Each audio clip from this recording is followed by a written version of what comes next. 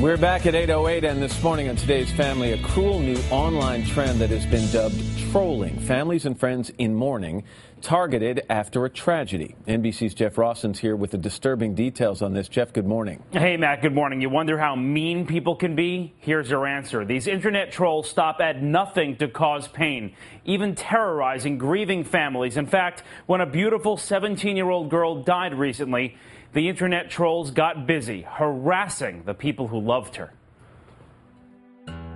She's a soccer star, a lacrosse star, and a best friend to everyone.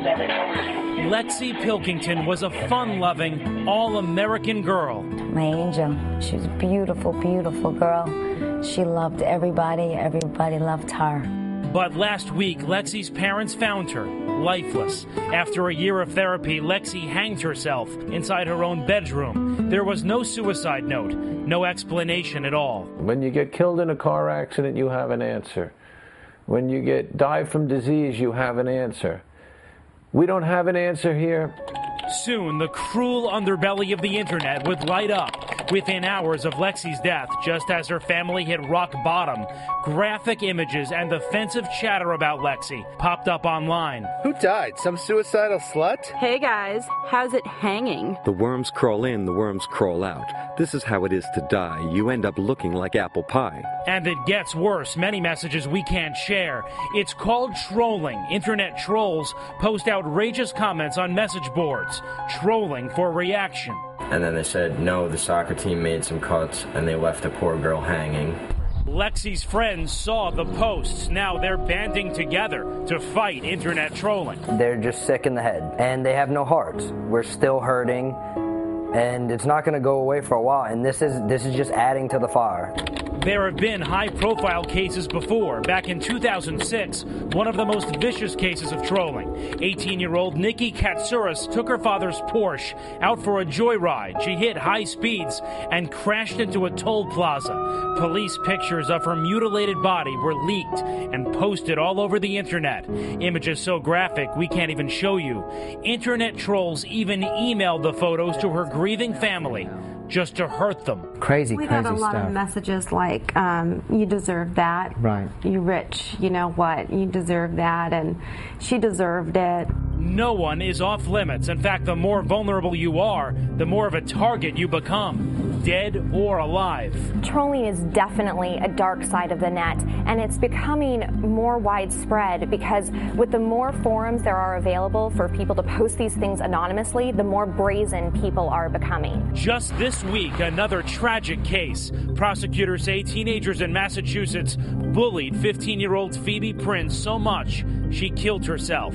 Even after her suicide, her bullies wouldn't stop posting nasty messages on her Facebook memorial page. Internet trolls did the same thing on Lexi's page. If we can save one kid, one family, one community from feeling the way we feel, it's one victory. She's a smiling, beautiful child. Look at that. Don't look at the negative. You wonder what kind of people would do this. This morning, police are investigating, but there isn't, Matt, much they can do. The trolls are sometimes overseas using fake names, so it's tough to even find them. All right, Jeff Rosson. Jeff, thank you very much. Parry Aftab is an internet safety expert and the executive director of WiredSafety.org. Parry, good morning to you. Good morning, Matt. Reprehensible, repulsive, fill in the blank with your own adjective here, but it's not illegal, is it? Well, it may be illegal, but what we're seeing here isn't. These people are just trying to provoke a reaction, and they're trying to harass people, but not across the legal line. Jeff said that this has been going on for at least for a few years. Is it, though, increasing in frequency because of the explosion in social networking? Yeah, absolutely. It's been going on since the web was launched, but it is increasing because you have the real quick reaction times. You might be on a cell phone and you can post something nasty on Facebook. You're there, you're bored, it's in the middle of the night, so you're going to do something that's going to get you some attention. I want to make sure I understand this. In the case of Lexi Pilkington, the young lady who committed suicide, are these comments being posted, in your opinion, by people who actually knew her? Or are there people elsewhere in the country and around the world who simply peruse the headlines and then make some connection with a tragic story? Probably both. Cyberbullying is when you know somebody, and then you'll see some personal facts about her, not just comments about it's good that you died and you're a slut.